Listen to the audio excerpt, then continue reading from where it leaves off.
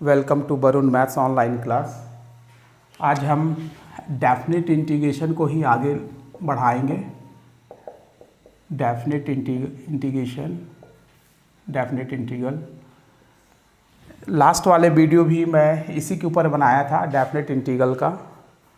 तो आज भी मैं दो चार इम्पोर्टेंट क्वेश्चन इसके ऊपर लूँगा डेफिनेट इंटीग्रल का, उसको आप ध्यान से देखेंगे। एक क्वेश्चन है evaluate integration 0 to 1 minus x upon 1 plus x D x. तो इसका मैं वर्किंग मेथड आपको बताया था लास्ट वीडियो में। इसका वर्किंग मेथड बताया था कि डेफिनेट इंटीग्रल क्या होता है, इसको कैसे इवैल्यूएट करते हैं। सबसे पहले ये इनसाइड में जो इंटीग्रेशन दिया हुआ है उसको, जो इंटीग्रल दिया हुआ है उसको सबसे पहले इंटीग्रेट कर लेंगे। जो भी रिजल्ट आएगा वहाँ पास अपन लिमिट की वैल्यू पुटअप कर देते हैं, है ना। तो सबसे पहला हम अपना काम क्या है, इसको इंटीग्रेट करना। सॉल्यूशन ये है 0 to 1, ये है 1 minus x upon 1 plus x D x. आप 9th-10th क्लास में पढ़े होंगे प्रॉपर और इम्प्रॉपर इंटीग्रेशन। जब दोनों का पावर सेम रहता है तब अपन इसको इसमें डिवाइड करते हैं। 1 minus x divided by 1 plus x. यहाँ एक्स की जगह में माइनस ही आए तो -1 से मल्टीप्लाई कर दूंगा तो माइनस एक्स ही आएगा, ये -1 हो जाएगा। और डिवाइड करने से साइन चेंज हो जाता है तो ये दोनों कैंसिल हो जाएगा, 1 1 2 हो जाएगा। तो इसको अपन क्या लिखेंगे, -1 प्लस 2 अपॉन 1 प्लस एक्स। ठीक है, जैसे आप 7 डिवाइडेड बाई 3 को कैसे लिखते हैं, 7 डिवाइडेड बाई 3, 3 2 जा 6 बचा 1, तो इसको कैसे लिखते हैं 2 1 बाई 3, 3 2 जा 6 1 7 बाई 3, या इसको आप ऐसा भी लिख सकते हैं। तो उसी आधार पर मैं इसको इस टाइप में लिखा हूँ ताकि ईजिली इंटीग्रेशन हो जाए। यहाँ पास मैं इंटीग्रेशन कर रहा हूँ तो कोई भी मेरे को टर्म्स नहीं दिख रहा है, इसलिए मैं इसको ऐसा सेट कर लिया। तो ये क्या हो जाएगा 0 to 1, ये हो जाएगा -1, ये हो जाएगा +2 1 प्लस एक्स डी एक्स। ठीक है, इंटीग्रेशन जो है प्लस पे डिस्ट्रीब्यूट हो जाता है। तो इसको मैं अलग अलग कर लूँगा, दोनों इंटीग्रेशन को मैं अलग अलग कर लूँगा। देखिए क्या होता है। यहाँ पास जो इंटीग्रेशन होगा, एक बार इसके साथ इंटीग्रेशन करूँगा, ये हो जाएगा 0 to 1 minus 1 D x plus 0 to 1 2 upon 1 plus x D x, ऐसा कर लेंगे, है ना। ये प्लस माइनस में डिस्ट्रीब्यूट हो जाता है, दोनों के साथ अलग अलग हो जाएगा इंटीग्रेशन। कांस्टेंट का इंटीग्रेशन नहीं होता है, चूँकि आप बायो वाले हो, फर्स्ट टाइम पढ़ रहे हो इंटीग्रेशन को, इसलिए मैं आपको पूरा डिटेल्स बता रहा हूँ। ये जो कांस्टेंट टर्म है उसका इंटीग्रेशन नहीं होता, उसको मैं बाहर ले लिया। यहाँ बचा डी एक्स, यहाँ पास भी ये 2 कांस्टेंट है, इसको मैं बाहर ले लिया। ये बचा 1 upon 1 plus x D x. ठीक है, ये हो जाएगा -1। डी एक्स का इंटीग्रेशन कितना होता है, डी एक्स का इंटीग्रेशन एक्स होता है, एक्स में ये माइनस है और इसमें इसका इंटीग्रेशन हो गया। अब इसमें लिमिट की वैल्यू रख देंगे। इसका लिमिट कितना होता, इसका इंटीग्रेशन कितना होता है, 1/x का इंटीग्रेशन कितना होगा, 1/x का इंटीग्रेशन। आपको यदि नहीं मालूम है तो आप निकाल लेंगे, क्योंकि फॉर्मूला आपको मालूम है। आपको फॉर्मूला मालूम है कि integration 1 upon x D x का मान log x होता है। इंटीग्रेशन का पहला वीडियो देखिएगा जिसमें मैं फॉर्मूला लिखाया था, वहाँ पास देखिएगा तो 1/x dx की वैल्यू log x होता है। इसका मान आपको नहीं मालूम है, 1 upon 1 plus x D x का मान नहीं मालूम है, तो इसको आप t मान लीजिए। तो ये 1 plus x is equals to t हो जाएगा। इसको x के रिस्पेक्ट में डिफ्रेंशिएट कर दीजिए, differentiate with respect to x। तो ये हो जाएगा 1 का 0 हो जाएगा, x का 1 हो जाएगा, ये dt बाई डी एक्स हो जाएगा। तो यहाँ से आ जाएगा dx is equals to dt। पूरा फंक्शन जो है वो किस में चेंज हो जाएगा, t में चेंज हो जाएगा।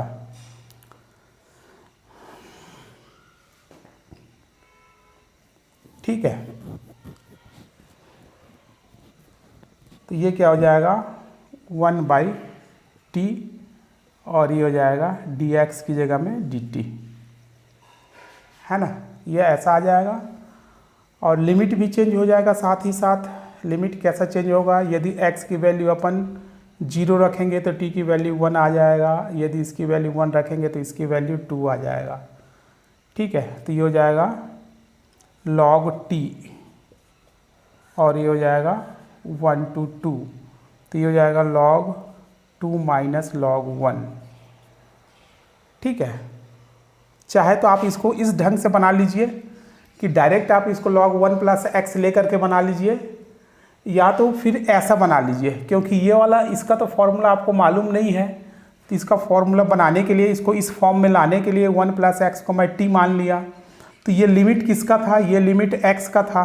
तो x के लिमिट को मैं t के लिमिट में चेंज कर रहा हूँ। तो कैसे t के लिमिट में कैसे चेंज होगा, जब x का मान मैं 0 रखूँगा तो देखिए 1 + 0 = 1 हो जाएगा। ठीक है, और फिर x की वैल्यू जब मैं 1 रखूँगा तो 1 + 1 = 2 हो जाएगा, ये 2 हो गया। और ये हो गया 1 1 और इसका मान t है तो t हो गया, dx का मान dt है तो ये dt हो गया। और 1/t का इंटीग्रेशन क्या हो गया log t। अब इसकी वैल्यू रख दिया log 2 माइनस log 1। तो आप यहाँ पास से डायरेक्ट ये यहाँ पास कैलकुलेशन कर सकते हैं। तो इसकी वैल्यू आ गई 2 log 2 माइनस log 1, और log 1 का मान आप 0 याद रखेंगे, log 1 का मान 0 होता है। तो इसकी वैल्यू आप रखेंगे तो x की वैल्यू आप 1 रखेंगे, लोअर लिमिट में ये 0 हो जाएगा, +2 log 2 हो जाएगा। तो ये हो जाएगा -1 + 2 log 2। ये आपका आंसर निकलेगा। ठीक है, आप इसको थोड़ा सा देखिएगा। जब भी किसी जो फंक्शन जो है स्टैंडर्ड फॉर्म में नहीं होता, तो उसको अपन टी में चेंज करके बनाते हैं। जब टी में चेंज करके बनाएंगे तो ये लिमिट भी चेंज हो जाएगा, क्योंकि ये लिमिट जो है एक्स का है, अब अपने को टी का लिमिट चाहिए तो उस समय लिमिट भी चेंज हो जाएगा। लिमिट को मैं कैसे चेंज किया, यहाँ से आपको पता चल गया होगा। ये एक्स का लिमिट है, यहाँ टी का लिमिट चाहिए। जब एक्स का मान 0 रखेंगे तो टी का मान 1 मिल जाएगा, जब एक्स का मान 1 रखेंगे तो टी का मान 2 हो जाएगा। तो ये इसका लिमिट निकालने का तरीका है। ठीक है, चलिए मैं एक आध क्वेश्चन और लेके बताता हूँ आपको। डेफिनेट इंटीग्रेशन में ही एक और क्वेश्चन लेकर देखते हैं। Evaluate integration 1 + log x to the power 4, 1 + log x to the power 4 upon x dx, और जो लिमिट की वैल्यू है वो 1 to 2 है। देखिए यहाँ पास इसको आप इंटीग्रेट नहीं कर पाएंगे। सबसे पहले इसको इंटीग्रेट करेंगे, इसके इंटीग्रेशन करने के बाद लिमिट की वैल्यू पुट अप करेंगे, तो आप इसको इंटीग्रेट ही नहीं कर पाएंगे। Solution we have to integrate 1 to 2 1 + log x to the power 4 upon x dx। इसको सबसे पहले इंटीग्रेशन करेंगे। कैसे इंटीग्रेशन करेंगे, देखिए यहाँ पास इसको फॉर्मेट में लाने के लिए लेट 1 + log x = t मानेंगे। तो ये क्या हो जाएगा, यहाँ से x के रिस्पेक्ट में डिफ्रेंशिएट कीजिए, differentiate with respect to x। तो क्या हो जाएगा, ये 0 हो जाएगा, ये 1/x हो जाएगा, ये dt/dx हो जाएगा। ठीक है, 0 का तो होगा नहीं, ये dx = x dt हो जाएगा। तो ये जो पूरा इंटीग्रेशन चेंज हुआ है वो कैसे चेंज होगा, देखिए इसको आप t माने हैं तो ये हो गया t⁴। नीचे में क्या है x, और dx को dt में कैसे चेंज किए, dx = x dt। पूरा का ये x और ये x कट गया, पूरा का पूरा फंक्शन t में चेंज हो गया। तो जब फंक्शन t में चेंज हो गया तो इसका लिमिट भी चेंज होगा। लिमिट कैसे चेंज होगा, देखिए जब x की वैल्यू को आप 1 रखेंगे, यहाँ 1 रखिए, तो ये क्या मिलेगा 1 + log 1 t, है ना। log 1 का मान 0 होता है तो t का मान आ जाएगा 1। ठीक है, फिर यहाँ 2 रख के देखिए तो ये हो जाएगा 1 plus log 2 equals to t, t का मान 1 प्लस log 2 हो जाएगा। तो अब आपके पास जो नया इंटीग्रेशन मिलेगा वो कैसा मिलेगा देखिए, आप इसी को मेन ध्यान में रखेंगे। ये हो जाएगा 1 प्लस log 2 और ये हो जाएगा t to the power 4 dt।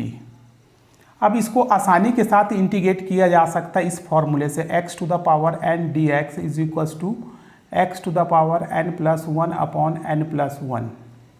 तो ये हो जाएगा, इसका इंटीग्रेट कर दिए तो t to the power 4 plus 1 upon 4 plus 1, और इसको इंटीग्रेशन हो गया। अब इसका अब लिमिट का मान रख देंगे 1 plus log 2।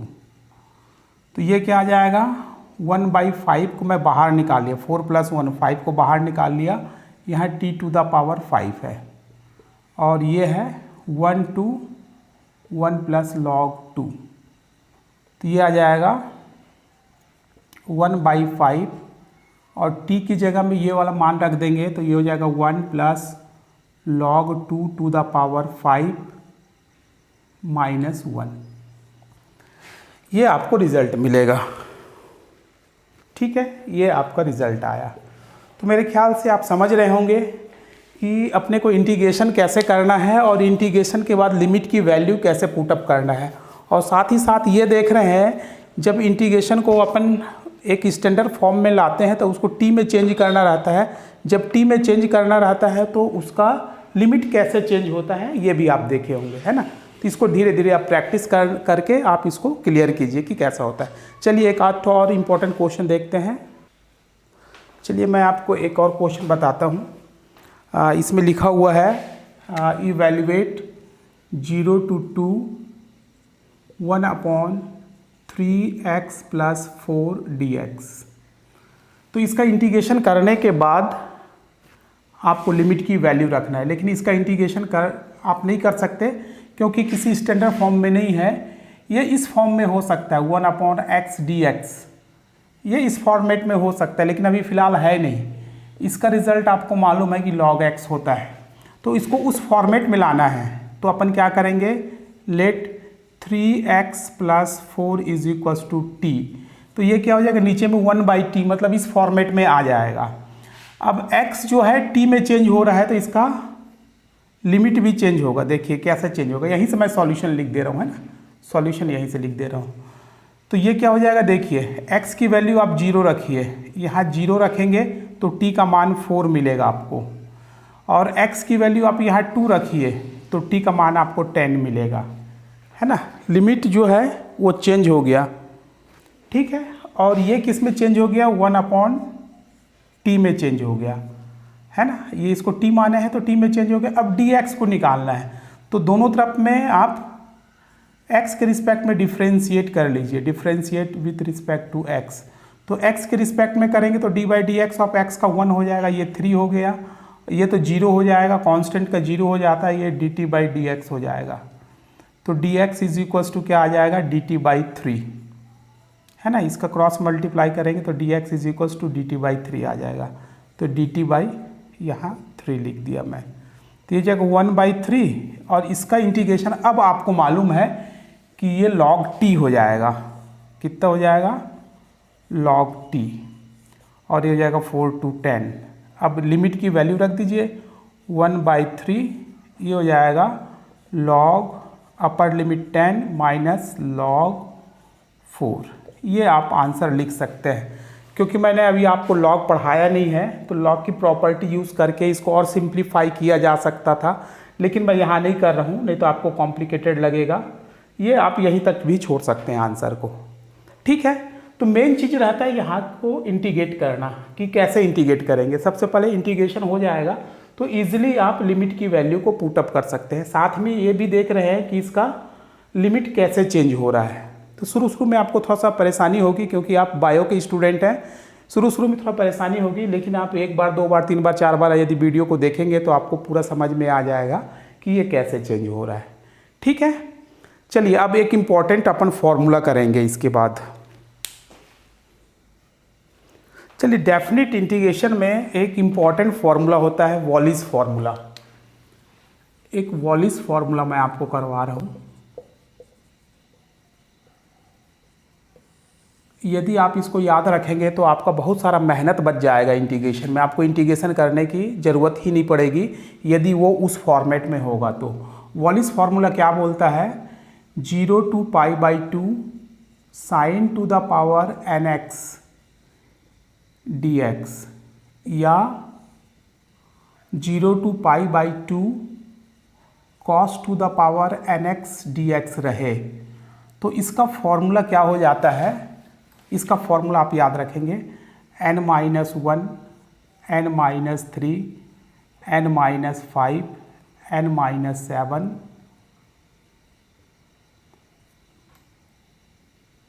n-7 and so on dash dash dash so on upon n-2, n-4, n-6 and so on into π/2 का मल्टीप्लाई होना ऑप्शनल है इफ़ n इज़ इवन। यदि n इवन है, इवन नंबर होगा तभी π/2 का मल्टीप्लाई होगा, अदरवाइज नहीं होगा। यहाँ पास साइन का पावर यदि 2, 4, 6, 8 यदि ऐसा कुछ रहे तो यहाँ पास π/2 का मल्टीप्लाई होगा। 2, 4, 6, 8, 10, 12 में होगा।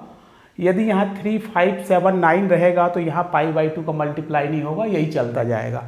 ये वेरी वेरी इंपॉर्टेंट रिजल्ट है ना। लेकिन इसका लिमिटेशन ये है कि ये 0 to π/2 पे ही काम करेगा। 0 to π/2, 0 to π/2 ही रहना चाहिए, साइन कॉस ही रहना चाहिए, दूसरे पे काम नहीं करेगा। आप 10 करेंगे, कॉट करेंगे, उस समय करेंगे तो उस समय ये काम नहीं कर पाएगा। ये साइन या कॉस पे ही काम कर रहा है और 0 से π/2 पे ही काम कर रहा है। ठीक है, मैं एक क्वेश्चन आपको दे रहा हूँ। Question evaluate 0 to π/2 cos to the power 6x dx, इसकी वैल्यू निकालना है। तो यदि ये मान लीजिए कि आपको इसका इंटीग्रेशन मालूम है तब तो ठीक है। यदि इंटीग्रेशन नहीं मालूम है, देखिए इसमें क्या है, 0 से π/2 cos to the power 6x dx। इसमें क्या है कि आपको पहले इसको इंटीग्रेट करना पड़ता। यदि आपके पास वॉलिस फार्मूला नहीं रहता तो इसको पहले इंटीग्रेट करना पड़ता, है ना। इंटीग्रेट करने के बाद ये लिमिट की वैल्यू रखते, उसके बाद रिजल्ट आता। लेकिन चूंकि आपके पास वॉलिस फार्मूला है, देखिए ये 0 से π/2 ही है, ये भी 0 से π/2 ही है, कॉस के फॉर्म में है, n की जगह में यहाँ 6 लिखा हुआ है। तो इसको कैसे अपन सॉल्व करेंगे? देखिए सॉल्यूशन, हर बार आपको वॉलिस फार्मूला लिखना पड़ेगा। वी नो दैट यहाँ वॉलिस फार्मूला लिखिए। We know that 0 to π/2 cos to the power nx dx is equals to n-1, n-3, n-5, n-7 and so on, n-2, n-4 and so on into π/2 if n is even। यदि n even है तो π/2 का multiply होगा, नहीं तो नहीं होगा। So put n बराबर 6। देखिए n to the power 6 है तो यहाँ 6 रख दीजिए, तो आपको क्या मिलेगा? देखिए 0 to π/2 ये हो जाएगा cos to the power 6x dx। यहाँ 6 रखिए, 6 - 1 5, 6 - 3 3, 6 - 5 1, और यहाँ रहता तो और क्या रहता? n-7 रहता। तो 6 - 7 में क्या हो जाता? माइनस टर्म्स में चले जाता। माइनस या 0 से पहले वाले टर्म्स तक को रखना है। जहाँ माइनस या 0 आ जाए उस टर्म्स को नहीं लेना है, याद रखिएगा। 0 और माइनस वाले टर्म्स से पहले तक के टर्म्स को लेना है। यहाँ जैसे यहाँ 6 रखे तो यहाँ 5 आया, यहाँ 3 आया, यहाँ 1 आया, यहाँ पास -1 आया, तो इस टर्म्स को नहीं लेंगे, इसके पहले वाले टर्म्स तक को लेंगे। ठीक है, नीचे में देखिए यहाँ 6 लिखिए, 6 - 2 ये 4 हो जाएगा, 6 माइनस 4 ये 2 हो जाएगा, और ये आगे रहता तो n माइनस 6 रहता, 6 माइनस 6 तो 0 हो जाता, तो उसको नहीं लिखना है। ठीक है, आप समझ रहे हैं ना, 0 या उससे 0 या निगेटिव वाले टर्म्स से पहले तक के टर्म्स को लिखना है, केवल पॉजिटिव टर्म्स को लिखना है, 0 और निगेटिव टर्म्स को नहीं लिखना है। ठीक है, इंटू पाई बाई 2 का मल्टीप्लाई होगा क्या? हाँ होगा, क्योंकि यहाँ पास पावर 6 है। यदि पावर 5, 7, 9 रहता तो नहीं होता, लेकिन अभी हो जाएगा। तो ये क्या हो जाएगा, 3 1 जा 3, 3 2 जा 6। तो इसका रिजल्ट कितना आया देखिए, ऊपर में 5 पाई अपॉन नीचे में देखिए 4 2 जा 8 2 जा 16 2 जा 32, ये आंसर आया है। देखिए कितना बड़ा रिजल्ट दिया, ये कितना बड़ा रिजल्ट। आपको इंटीग्रेशन करने की कहीं ज़रूरत ही नहीं पड़ी, बिना इंटीग्रेशन किए आप बहुत आसानी के साथ इसकी वैल्यू निकाल लिए। यही ब्यूटी है वॉलिस फार्मूला की। वॉलिस फार्मूले का यही विशेषता है कि आपको इंटीग्रेशन करना ही नहीं पड़ रहा है, बिना इंटीग्रेशन किए ही आप इसके रिजल्ट को निकाल ले रहे हैं। ठीक है, तो ये याद रखना है, लेकिन इसका लिमिटेशन भी साथ ही साथ याद रखना है कि ये 0 to π/2 पे ही काम करेगा, हर जगह ये काम नहीं कर सकता है। ठीक है, तो और एक आध क्वेश्चन अपन लेकर के चलते हैं, देखिएगा। देखिए एक प्रॉब्लम लेके मैं चल रहा हूँ, इवैल्यूएट क्वेश्चन है, evaluate integration 0 to π/2 sine to the power 5x dx या 5 थीटा डी थीटा जो भी रहे। तो सबसे पहले देखिए ये वॉलिस फार्मूला में है या नहीं है, 0 to π/2 में है ना, साइन के फॉर्म में है, मतलब ये वॉलिस फार्मूला में है।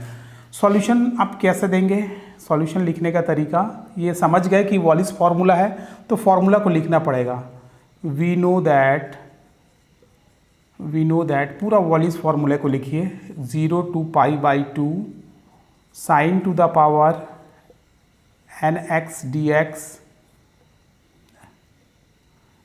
dx is equals to n minus 1, n minus 3, n minus 5, है ना, dash dash dash upon n minus 2, n minus 4, dash dash dash into π/2 if n is even,